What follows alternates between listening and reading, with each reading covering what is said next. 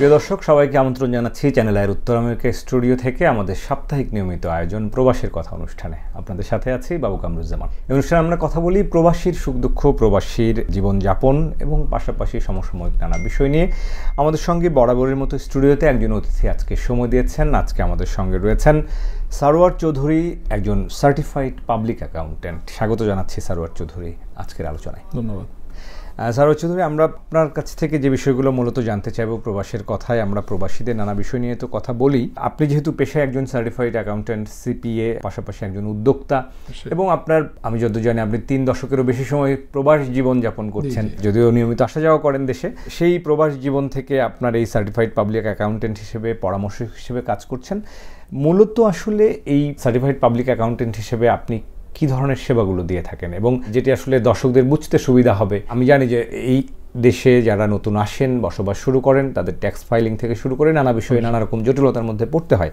আমরা আজকে চেষ্টা করব দর্শকদেরকে এই বিষয়গুলোতে একটু সুনির্দিষ্ট ধরে ধরে সমাধান দেওয়া অথবা সমাধান খুঁজবার চেষ্টা করা। মূলত আসলে এই সার্টিফাইড পাবলিক অ্যাকাউন্টেন্ট হিসেবে কি ধরনের সেবাগুলো আপনারা দিয়ে থাকেন?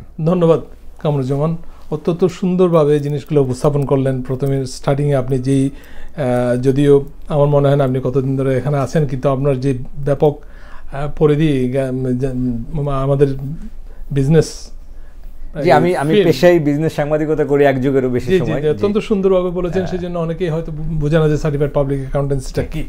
আসলে আমি আমার ব্যাকগ্রাউন্ডটা বলি। আমি আমার লেখাপড়া করেছি রোমানিয়াতে, তারপর মাস্টার্স করার পরে আমি দেশে গিয়ে কিছুদিন কাজ করেছিলাম। তারপরে আমেরিকাতে আমি লেখাপড়া MBA করার জন্য আসি।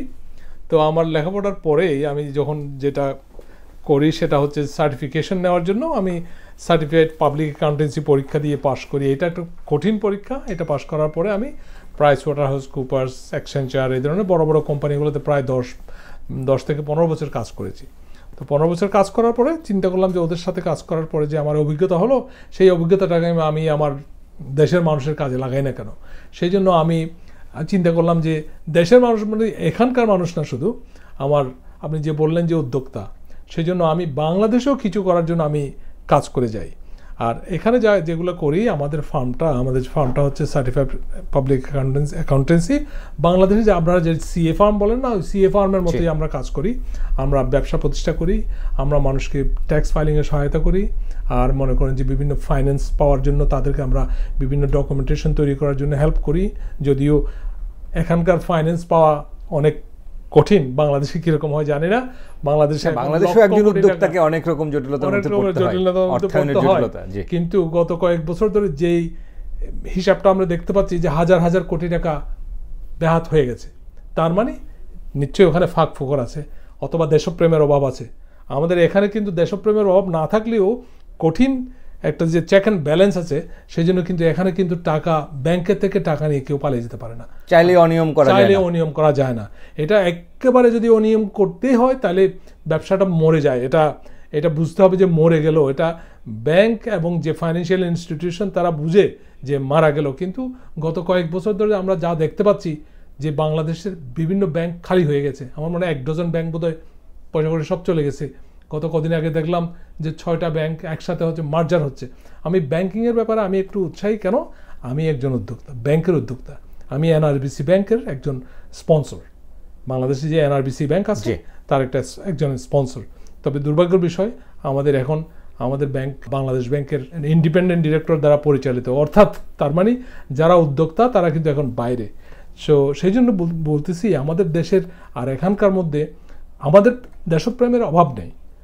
কতদিন এই যে নতুন তত্ত্বাবধায়ক সরকার আসলো, মানে অন্তর্বর্তীকালীন সরকার আসলো, আমাদের আসিফ চৌধুরীকে দেখলাম বিভিন্ন FDI এর যে উনি প্রেজেন্টেশন দিলেন, বাইরে থেকে ইনভেস্টমেন্ট আনার জন্য যে সম্মেলন হলো, অত্যন্ত ভালো জিনিস।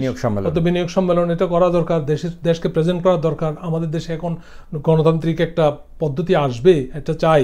এখন যেটা চলছে আমাদেরকে গোছানোর জন্য, আমাদের ঘর গোছানোর জন্য আমাদেরটা হচ্ছে, তো একটু কমিয়ে রাখি। তো এখন আমাদের যে বিনিয়োগের দরকার, তো FDI আসতে পারে, কিন্তু দেশের অবস্থাটা ভালো হতে হবে।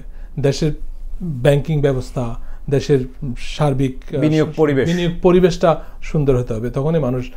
আর আমরা যারা বিনিয়োগ করেছিলাম বিদেশ থেকে, আমরাও করেছিলাম, তার মানে দেশ যখন ভালো থাকে, আমাদেরটা বেশিরভাগ ক্ষেত্রে হয় কি, আমরা একটা দেশের টানে, একটা নারীর টানে আমরা করি, কিন্তু দুই জেনারেশনের পরে হয়তো কেউ আর বাংলাদেশে কোনো ইনভেস্ট করবে না। এখনও আমি যখন বাংলাদেশে যাই, প্রতি 3 মাস বাদে আমি বাংলাদেশে যাই, আমার দেশে কি আছে, দেশে অন্যান্য আরও কিছু ব্যবসা আছে।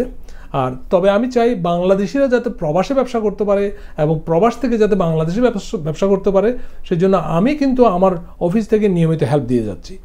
আর এখানকার যারা ব্যবসায়ী আছে তাদেরকে যে হেল্প দিয়ে যাচ্ছি সেটা হচ্ছে যে তারা কিভাবে এখানকার ব্যবসার সাথে কমপ্লায়েন্স থাকতে পারবে। অর্থাৎ আপনি কমপ্লায়েন্ট ব্যবসা না করলে তো প্রতিদিন আপনি টিকিট খাবেন।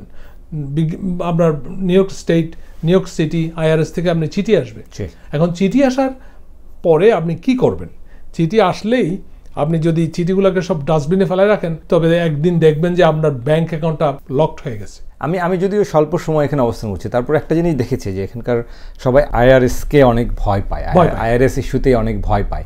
তো এই ভীতির কারণটা আসলে কি? ভীতির কারণটা আসলে কিছু না, IRS-টা ফেস না করাটাই হচ্ছে ভয়। IRS বলছে যে তোমার কাছে যদি কোনো চিঠি যায়, তুমি একজন প্রফেশনালের কাছে যাবে যারা ফেস করতে পারবে IRS-কে। এখন প্রফেশনালের কাছে যাইতে পারে এমন লোক আছে যারা লাইসেন্সড, মনে করেন একজন এনরোল এজেন্ট যাইতে পারে, একজন সার্টিফাইড পাবলিক অ্যাকাউন্টেন্ট যাইতে পারে, একজন লয়ার যাইতে পারে। IRS-এর সাথে তারা কথা বলতে পারে, তারা নেগোশিয়েট করতে পারে, তারা রিভিউ করতে পারে, এমনকি অ্যাপিল করে সুপ্রিম কোর্ট পর্যন্ত যেতে পারে। সুতরাং আমার কথা হচ্ছে যে যারা IRS-এর চিঠি পান তারা ভয় না পেয়ে তাদের উচিত একজন প্রফেশনাল কাছে যাওয়া। এখন আমি সত্যি কথা বলতে কি, আমি আপনার এই অনুষ্ঠানে আসার আগে একটা ফাইল নিয়ে বসেছিলাম, যে ভদ্রলোক, নাম বলবো না, যে একটা ব্যবসা, সে গত 3 বছর ধরে IRS-এর চিঠি আসতে আছে। এখন যখন লাস্ট মোমেন্টে যখন তাদের কাছে যখন সার্টিফাইড মেইল অর্থাৎ একবারে রেজিস্টার্ড চিঠি আসলো, তখন দেখি যে ফাইলগুলো আমার কাছে নিয়ে আসলো। এই জিনিসটা হচ্ছে ভুল। মানে তার তো আসলে শুরুতেই যোগাযোগ করার কথা ছিল, কারণ IRS-এর প্রসেসের মধ্যে লেখা থাকে 30 দিনের মধ্যে এটা করতে হবে, 60 দিনের মধ্যে এটা করতে হবে, 90 দিনের মধ্যে এটা করতে হবে, তোমার যদি রেজিস্টার্ড চিঠি আসে এই জিনিসটা করতে হবে। সুতরাং এই পদ্ধতিগুলো যদি আপনি ফলো না করেন, তা আপনি ডিউ প্রসেসের যখন যাবেন তখন বলছে তুমি পদ্ধতি তো ফলো করো নাই, বিপদে পড়তে হবে। সুতরাং আপনি যে বলছেন যে IRS অর্থাৎ ইন্টারনাল রেভিনিউ সার্ভিস, তারা হচ্ছে রেভিনিউ ট্যাক্স কালেক্টর। এখন দেশটা চালাতে গেলে তো ট্যাক্স দরকার, তাদের দায়িত্ব হচ্ছে যে প্রতি মানুষের, প্রত্যেক ব্যবসা মানুষ সবার কাছ থেকে তাদের ইনকাম ট্যাক্সটা চালু করা, ইনকাম ট্যাক্সটা কালেকশন করা, এটাই হচ্ছে তাদের দায়িত্ব। এখন কংগ্রেস করেটা কি? কংগ্রেস করে যখন বাজেট দেয়, যখন এই যে যেমন ধরেন কত একটা বিল আসলো, এই যে একটা বিগ বিউটিফুল বিল যেটা ট্রাম্প ইন্ট্রোডিউস করলো, সেই বিলটাতে এমন কিছু প্রভিশন আছে যেটা মানুষের জন্য ভালো ভালো দিকগুলো নিয়ে আসছে, তাদের বেনিফিটের কথা চিন্তা করে বিলগুলো পাস করা হয়েছে। তো আমাদের দায়িত্ব হচ্ছে যে এই সমস্ত জিনিসগুলো মানুষকে জানানো। আমি নই, আরও এখানকার যারা অন্যান্য CPA আছে, এই চ্যানেল I, TVN 24, অন্যান্য চ্যানেল মাধ্যমগুলোতে অথবা স্টেশনগুলোতে বিভিন্ন সময় তারা বলে থাকেন, মানুষকে আমরা বলে দিই যে এই করতে হবে, তোমাদের জন্য এই ভালো জিনিসগুলো আসতেছে। এখন মনে করেন মানুষ আমাদেরকে জিজ্ঞেস করে, কল করে, আগামী বছর আমরা বাচ্চাদের জন্য কী পরিমাণ বেনিফিট পাবো। তো আমরা বলে দিই যে এই বাজেটে এটা হচ্ছে আগামী বছর, এই যে নতুন বাজেট, যেটা নতুন যে বিলটা আসলো, এটা পাস হলে এই জিনিসগুলা ভালো দিক আছে, আর কিছু দিক আছে খারাপ। যেমন মনে করেন সব বিল যে ভালো হবে এমন কথা নয়, যদিও এখানে ট্রাম্প বলছে যে এটা বিগ বিউটিফুল বাজেট, কিন্তু এখানে কিন্তু একটা প্রভিশন আছে যে মেডিকেডের বাজেট কমাই দেবে। তারপর মেডিকেডের বাজেট কমাই দেওয়া মানে গরিব লোকদের জন্য ক্ষতি করে এটা, এবং ইমিগ্রেন্ট যারা আছেন তাদের জন্য ক্ষতি করে। অর্থাৎ তারা তো হেলথ কেয়ারের জন্য বেশি পয়সা করতে পারবে না, স্পেন্ড করতে পারবে না। সেই জন্য কিছু জিনিস আছে ভালো, কিছু জিনিস আছে খারাপ। আর একটা জিনিস, ভালো জিনিসগুলো কি এখন মনে করেন যে ভালো জিনিসটা এই বিলের আন্ডারে প্রতিটা ফ্যামিলি হয়তো $8,000 থেকে $10,000 এক্সট্রা মানি তারা আর্ন করবে, এটা একটা ভালো দিক। তারপর মনে করেন যে চাইল্ড বেনিফিট, যেখানে এই বিলটা যদি না আসতো তাহলে কিন্তু চাইল্ড বেনিফিট কমে গিয়ে $1,000 হয়ে যেত। এখন এটা হওয়াতে আবার সেই প্যান্ডেমিকের আগে যে অবস্থা ছিল সেই অ্যামাউন্টে চলে আসে, $2,000 চলে আসছে। সুতরাং এটা আবার পার্মানেন্ট হয়ে যাবে, আশা করি এটা একবার পার্মানেন্ট হয়ে যাবে। তার মানে এটা আবার বাচ্চাদের স্কুলেও তো সুযোগ সুবিধা বাড়ানো, টিফিনের দেওয়া হচ্ছে। আর তাছাড়া মনে করেন যে যারা কাজ করে, আগে কাজ করলে ওভারটাইমের উপর ট্যাক্স কাটতো, এখন ওভারটাইমের উপর ট্যাক্স দিতে হবে না, টিপসের উপর ট্যাক্স দিতে হবে না। এই সমস্ত জিনিসগুলো এনেছে যারা কর্মজীবী মানুষ, বেশিরভাগ মানুষকে কাজে নিয়োগ করার জন্য আর কি। অনেক সময় দেখা যায় যে অনেক লোকজন মনে করে যে অনেক কমিউনিটিতে আছে যে বলে যে কাজ না করলে তো বেশি পয়সা পাই, অনেক সময় এই যে আনএমপ্লয়মেন্ট।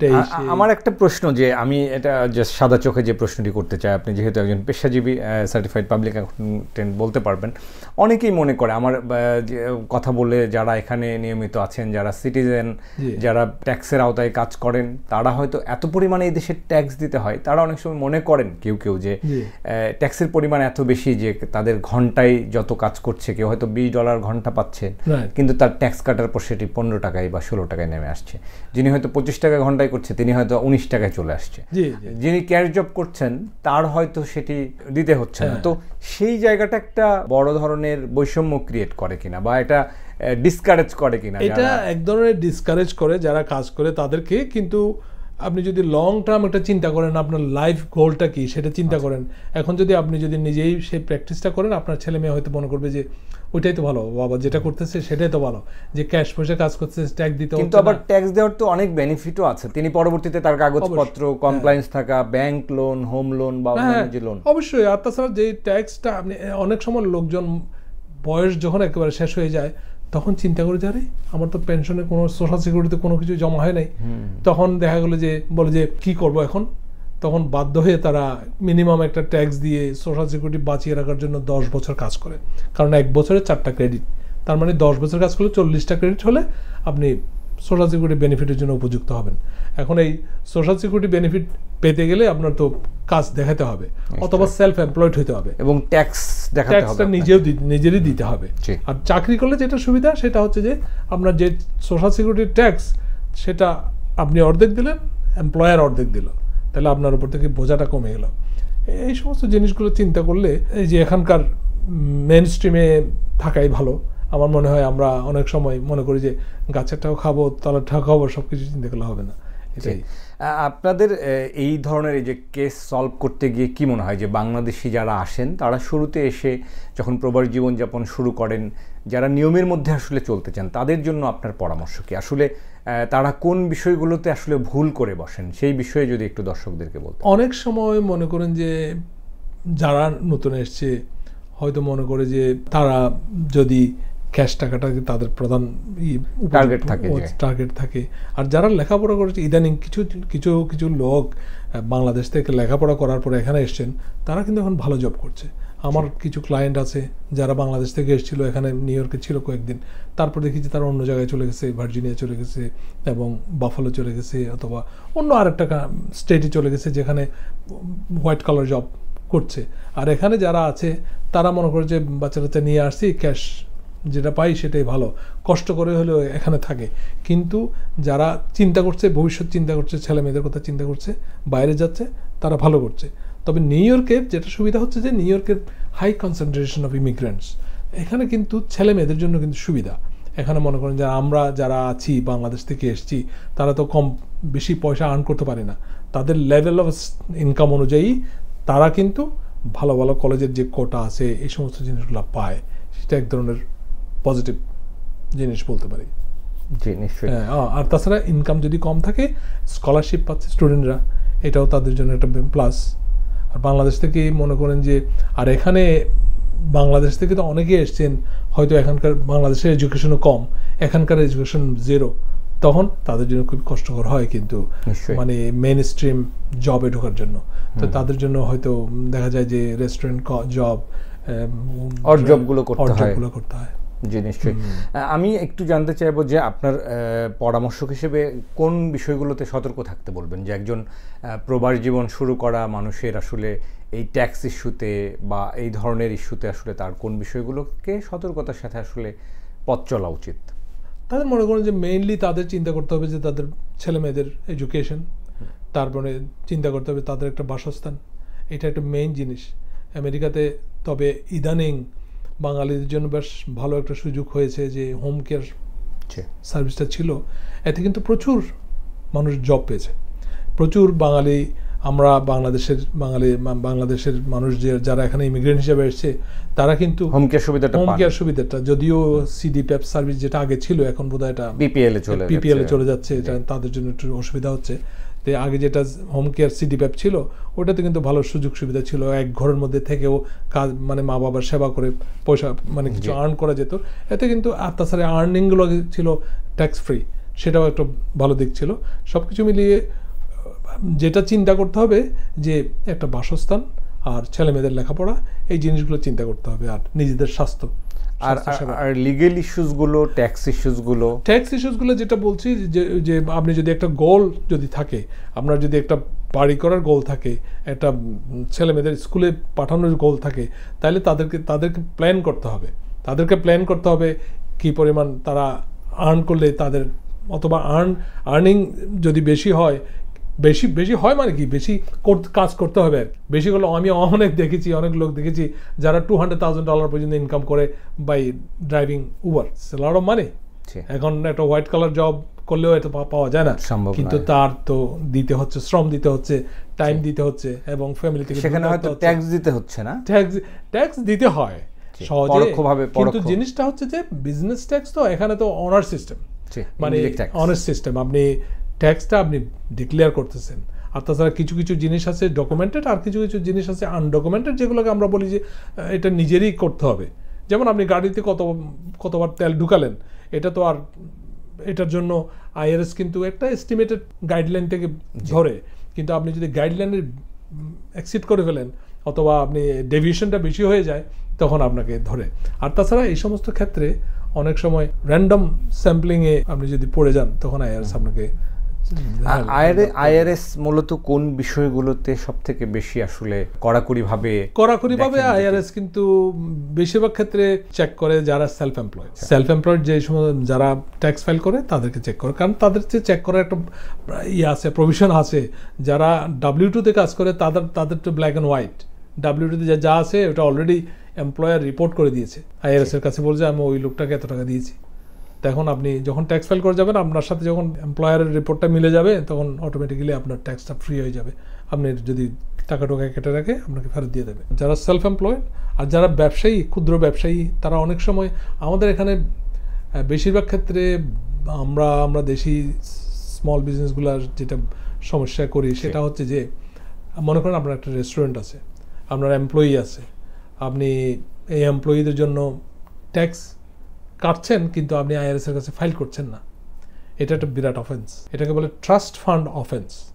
তার মানে আপনি যে সেক্ষেত্রে আইআরএস কি করতে পারে বা এটা কিভাবে? আইআরএস আপনাকে প্রথমে চিঠি দিবে, বলে যে তুমি ওই ট্যাক্স ওই কোয়ার্টারের ট্যাক্স দাও নাই, ফাইল করো। তখন আপনি যদি ট্যাক্স ফাইল না করেন তখন আবার চিঠি দেবে, 60 দিন সময় দেবে, তারপরে এসকেলেট করবে, জিনিসটাকে আরও উপর দিকে নিয়ে যাবে। লাস্ট মোমেন্টে তারা করবে কি, আপনি যখন কিছুই করবেন না তখন আপনার ব্যাংকের লেভি বসিয়ে টাকাটা তুলে নেবে।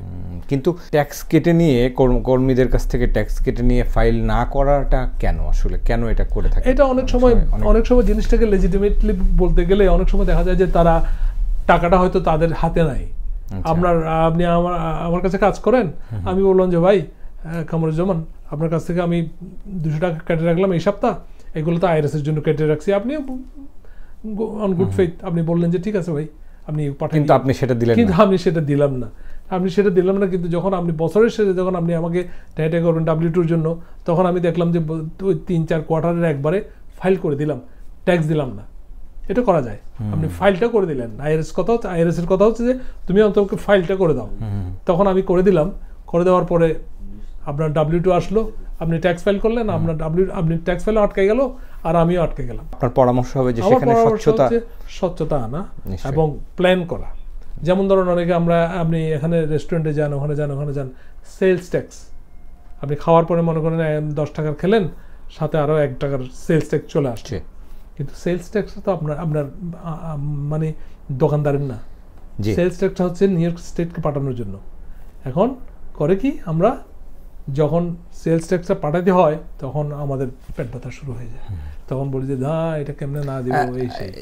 একজন সিপিএ হিসেবে আপনার কাছে কি মনে হয়, আমরা বাংলাদেশে যেমনটা দেখি যে মানুষের মধ্যে মানুষ জন্মগতভাবেই হয়তো ট্যাক্সটা ফাঁকি দিতে চায়। এই দেশে আসলে কি দেখেন যে মানুষকে আসলে ফাঁকি দেওয়ার প্রবণতাটা কেমন? ফাঁকি দেওয়ার প্রবণতা বলবো না, ফাঁকি দেওয়ার প্রবণতা বলবো না, কিন্তু ফাঁকি কিন্তু আমরা ছোট যারা আছি তারা কিন্তু বেশি দেয় না, ফাঁকি কিন্তু বড় বড় কোম্পানিরা অনেক বেশি দেয়। তো কিন্তু তাদের প্রভিশনও আছে, যেমন ধরেন বড় একটা কোম্পানি $2.5 মিলিয়ন একটা মেশিন কিনলে ওটার উপর কোনো ট্যাক্সই দিবে না, তো সেটা তো আমরা ছোট হাতে দিতে পারি না, বুঝছেন না? সেক্ষেত্রে মানে প্রবণতাটা বলতে এটা না, প্রবণতা মানে আমরা এটা ন্যাচারাল টেন্ডেন্সি। আর তাছাড়া আমাদের যে অ্যাজ এ প্রফেশনাল আমাদের একটা দায়িত্ব হচ্ছে যে মানুষকে ট্যাক্স কত কম দেওয়ানো যায়, এটা আমরা সেই জন্য একেবারে লাস্ট মোমেন্ট পর্যন্ত ফাইট করি আইআরএস এর সাথে, নিউ ইয়র্ক স্টেটের সাথে, কেন তুমি এই ইয়েটা নিচ্ছ। আমি একটু সম্প্রতি একটা কথা বলি, আমার একটা ক্লায়েন্ট 2020 সালে ওই ক্লায়েন্টের একজন অ্যাকাউন্টেন্ট ছিলেন, অ্যাক্সিডেন্টালি অথবা উনি মারা গেছেন তখনই প্যান্ডেমিকের সময়। তখন প্যান্ডেমিকের সময় যখন মারা যায় তখন আর ওনার যে অডিট চলছিল, এখন একজন অডিটর একজন কনসালটেন্ট মারা গেছেন, একজন অ্যাকাউন্টেন্ট সিপিএ মারা গেছেন, এখন ওই অফিসটা তো একেবারে, তাছাড়া আবার প্যান্ডেমিক, তখন এই জ্যাকসন হাইটসে কিন্তু অচল হয়ে গেছে। তখন আইআরএস করছে কি, তাকে যেদিক থেকে কাগজ পাইছে ওইটা দিয়ে তাকে $3 লক্ষ ট্যাক্স বিল দিয়ে দিছে, $3 লক্ষ ট্যাক্স বিল দিয়ে দিয়েছে। তখন উনি ওই ক্লায়েন্টটা পরে যখন আমার কাছে আসলো তখন আমি আস্তে আস্তে কেসটা শুরু করলাম। কেসটা শুরু করার পরে এখন পর্যন্ত এটা কেস শুরু করলে কিন্তু তারা স্টপ করে না, তারা ইন্টারেস্ট চলতেই থাকে, ইন্টারেস্ট চলতে চলতে এখন প্রায় $5 লাখ পর্যন্ত হয়ে গেছে। তো এখন লাস্ট পর্যায়ে আছে, তো সুতরাং আমরা একবার ফাইট দিয়ে যাই, আমরা ছাড়ি না। আমাদের আসলে সময় স্বল্পতা, শেষ করতে হবে সারোয়ার চৌধুরী। আমরা যদি দর্শকদের উদ্দেশ্যে শেষ কোনো মন্তব্য করেন। দর্শকদের উদ্দেশ্যে মন্তব্য হচ্ছে যে আমরা যারা ব্যবসা করি আর যারা ব্যবসা করেন, যারা ট্যাক্স প্রদান করেন, তারা কিন্তু ভয় পাবেন না, ভয় পাওয়ার কোনো কারণ নেই। আর তাছাড়া যারা প্রফেশনাল আছে তাদের সাথে পরামর্শ করবেন অবশ্যই। আর তাছাড়া যারা বাংলাদেশে ব্যবসা করতে চান আর যারা বাংলাদেশ থেকে এখানে ব্যবসা করতে চান তারাও প্রফেশনালের সাথে যোগাযোগ করবেন। আমাদের এখানকার বেশিরভাগ ক্ষেত্রে লোকজন দেখি যে বন্ধু বান্ধব অথবা রাস্তায় কাউকে ধরে চায়ের দোকানে প্রফেশনাল আইডিয়াটা নেয়, ওইটা কিন্তু ভুল, ওটা করেন না। যা করতে হয় প্রফেশনালের অফিসে গিয়ে তাদের সাথে যোগাযোগ করবেন। অনেক ধন্যবাদ জানাই সারোয়ার চৌধুরী আজকের এই আলোচনায় আমাদেরকে সময় দেওয়ার জন্য। ধন্যবাদ। প্রিয় দর্শক, আশা করি আপনারা প্রবাসের কথায় আজকের আমাদের সঙ্গে যে certified public accountant Sarwar Chowdhury ছিলেন, আপনারা উপকৃত হয়েছেন তার পরামর্শের মধ্যে দিয়ে। আমরা আজকের আলোচনা এখানেই শেষ করব। আগামী সপ্তাহে নতুন কোনো অতিথি নিয়ে আপনাদের সঙ্গে প্রবাসের কথায় দেখা হবে। সবাই ভালো থাকুন, সুস্থ থাকুন, নিরাপদে থাকুন। সবাইকে শুভকামনা।